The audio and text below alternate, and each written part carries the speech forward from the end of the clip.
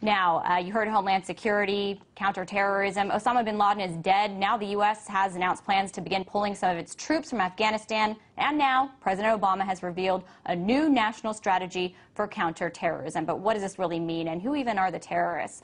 Joining me now to talk more about that is Susan Lindauer. She is a former CIA asset. She covered Libya at the United Nations during the negotiations for the Lockerbie trial, so she really has a lot of insight into Libya. Thank you so much for being with us. Now, first of all, with this new counterterrorism strategy, I'm just curious if you have any reactions to it. What changes? I mean, Afghanistan and Pakistan are still the target, the target's still Al-Qaeda. It's all the same stuff. So do you think resources will be just redeployed from Afghanistan into other areas? I think that it is, I'm very disappointed in President Obama for thinking that the platitudes are going to address the terrorism issue. What I see us doing is creating more terrorism through our policies in Libya and Yemen. I think that our actions speak louder than words. That adage holds true on anti-terrorism. We are firing up Islamic fundamentalists, and we are not, our actions are not proactive. They are not problem solving. We're actually making the situation much worse. Do you think that that's going to continue? Because as we hear Obama give plans for some troops to pull out of Afghanistan, we hear lawmakers call for resources to other areas, such as Yemen and Pakistan and other countries. So do you think that we just see this war take on a different face in a different country? Yes, and I'm especially disturbed about Libya. The United States is pulling troops out of Afghanistan so that we can go into Libya. And what my documentation is showing, as an asset, as a former asset, I have extremely good ties and knowledge and depth of resources inside Libya today.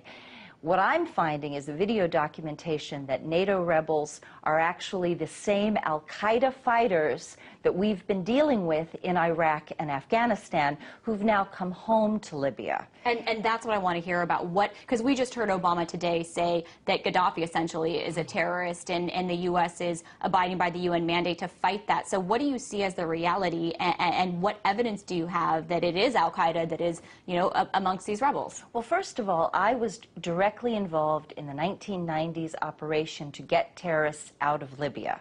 And I can assure you that all terrorists were removed from Libya by about 1998, 1999. Since then, Gaddafi, by the way, was the first government to inform Interpol about Osama bin Laden. Gaddafi is hated by Islamist fundamentalists because he is a socialist Muslim, and he has a very different agenda that is not Sharia. Gaddafi has a very strong record on women's rights. Women have the right to education, hold property, divorce, hold jobs, have income, many rights that other women in the Arab world do not have. So he is a moderate, and he is not involved in any terrorism at all. That is absolutely foolishness. So then do you see the United States' role in backing the rebels actually making the fight in the war on terrorism against Al-Qaeda worse? We have shifted. I'm amazed. I'm so disappointed in Obama that he is actually shifting resources to finance Al-Qaeda rebels and to provide U.S. enforcement of the Al-Qaeda presence in Libya.